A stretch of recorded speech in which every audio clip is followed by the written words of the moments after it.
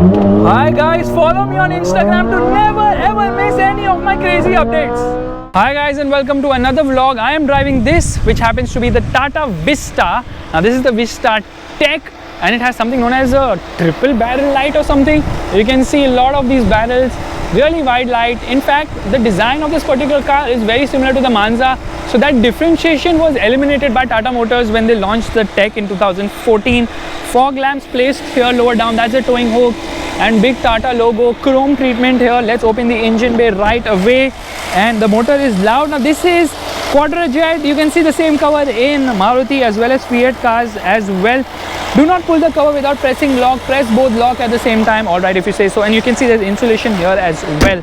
So in terms of design, this car looks a little ungainly because of the height and smaller wheels. So these are actually 175, 65, 14 inches. But I'm not able to sit on this uneven ground. The wind is blowing too fast, and wheel covers here. So Tech written there, and yeah, it does resemble like an Indica. Even the rear, obviously it says VX Tech. ABS is present in this car, and the taillights are really long, chrome treatment. These garnishes have been added aftermarket, of course. So in terms of design, there's not much to talk about because this is not really a flamboyant car. It's more about function and practicality. But let's quickly get into the rear seat of the vehicle. Before that, let me open the boot. In order to open the boot, I need the key, of course, and if not the key, then I have to obviously open it from there. Right now, doors shut with a thud. This is the boot. Boot is actually decent size, but you can see here that takes a bit of a space, and it comes with this engine oil as well, just in case you want to fill it up on the go. Just kidding. Now this car particularly gets this white towel sort of a seat cover, which obviously brings in the airy feeling, and the rear seat is quite comfortable. I mean, under thigh support is decent. Well, me saying under thigh support is decent is something, and legroom is also decent. Knee room is also decent, but right now the seat has been pushed way behind. Headroom is good as well. Handle here, and the cabin is wide. You can see 3 people in comfort, although there's a slight hump over here. Meanwhile, the headrests are not adjustable. Actually, the headrests are not there only. Forget the adjustment. Anyways, as you can see, the door pockets are really very slim. You can't keep much over there. Windows are large enough. Let's quickly get into the driver's seat of this vehicle, and let me tell you, the seats are actually quite comfortable inside this car. Now again, the front door pockets are very small, and to adjust the outside rear view mirrors, you have to do it from here. Power window switches, which have been there in a lot of Tata cars, and there is no dead pedal here. So doors shut with a third. Handbrake here. Glove box is decent sized, and you can see the twin cup holders here. There's space to keep stuff here. 12-volt charging socket. Air conditioning works really well. Hazard light switch is for fog light placed here, and it gets a 5-inch touchscreen infotainment system with Bluetooth connectivity. Audio quality is decent, and obviously the main highlight of this particular car was the fact that it gets a Manza dashboard, which means that the instrument cluster, which was in the center, has been shifted over here on the right, but it's just too small over here. And obviously you get the usual data here, which is speedometer, tachometer, fuel meter, as well as temperature meter, and there's a digital display here for the odometer as well as the twin trip meters. That's about it. But over here you can see the average fuel economy, so yeah, as well as what is the distance to empty, and it also gets a clock over here.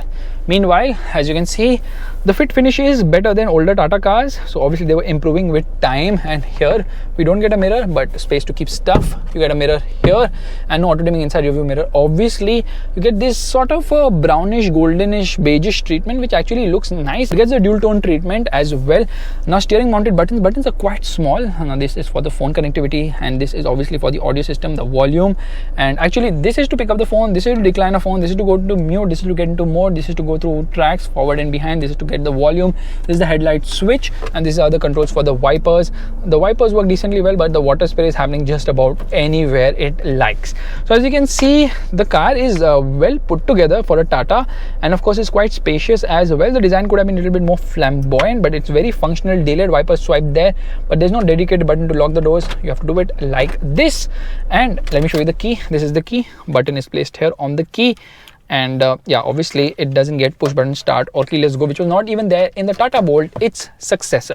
Well, let's get driving right away. Alright, and we are off.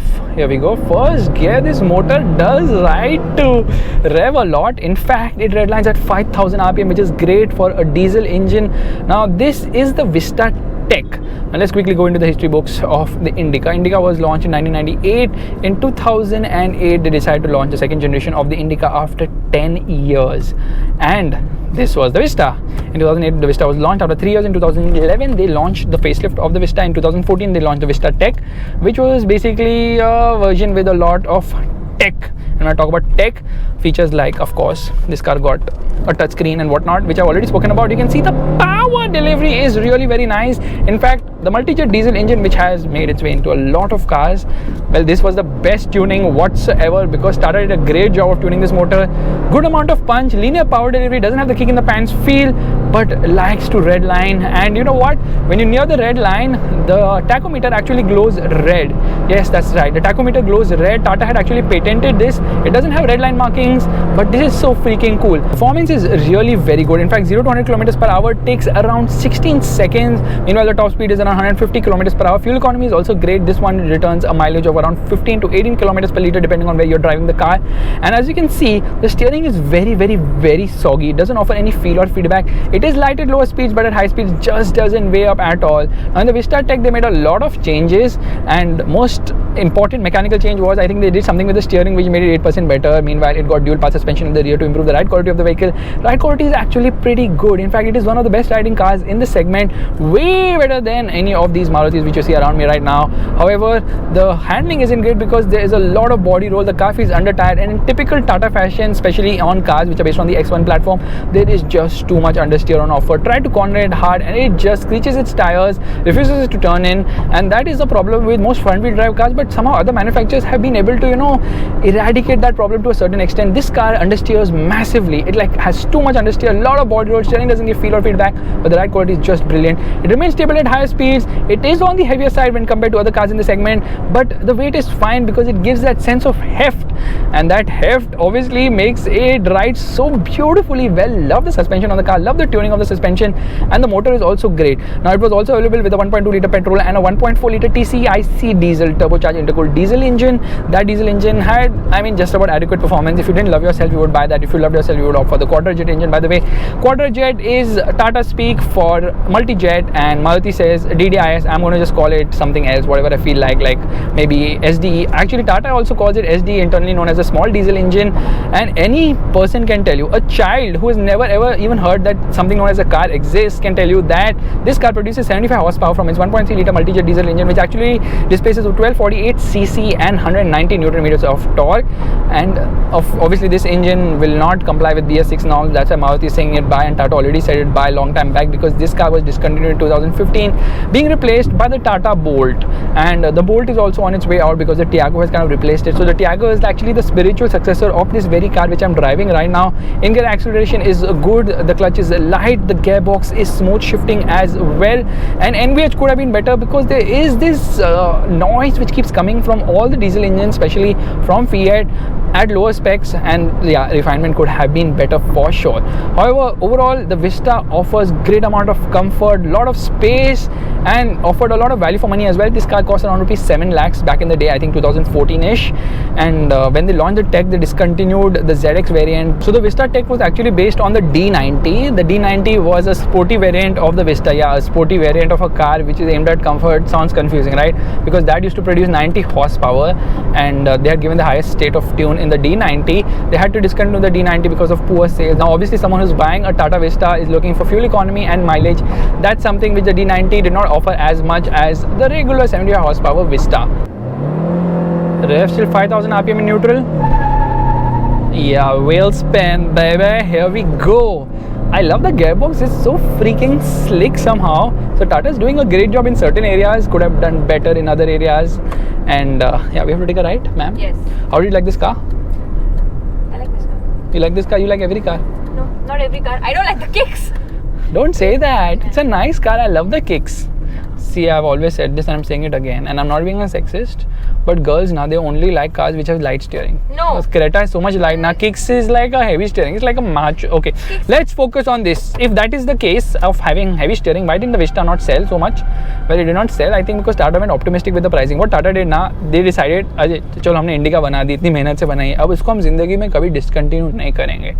अपन ने नई बनाई है ना Vista, उसको उसके ऊपर डाल देते हैं. तो obviously pricing went on the premium side, and that was the reason I think the Vista did not work. Because a very pricing could have been more attractive, and Tata is known to offer more car per car, and this is actually more car per car because it's comfortable, it's spacious, it rides brilliantly well, plenty of features.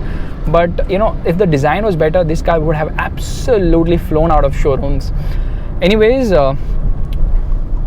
which is your personal favorite Tata car? Nexon. Her personal favorite Tata car is Nexon. By the way, I'm asking her opinions because she's also an automobile journalist, and you can know about her by subscribing to my channel, because in one of the videos she might be there and I'll introduce her also. Hey, don't use me for clickbaits, man. Don't use me for... Last time I tried to use you for clickbait, nobody clicked on the video. Anyways guys, like I said, Vista is a great car. Unfortunately, iska time aa gaya. Harrier is my favorite Tata car. My God, how did I forget? उन्होंने मुझे बुलाया नहीं था ना drive पे, इसलिए. देख रहे हो आप लोग, देख रहे हो. Anyways guys, ये लड़की. हाय अल्लाह, हाय हाय रे अल्लाह, ये लड़की हाय अल्लाह. हाय अल्लाह, हाय रे अल्लाह. वही डालने वाला. Bye bye. ये ब्लॉग तो फुल बकचोदी.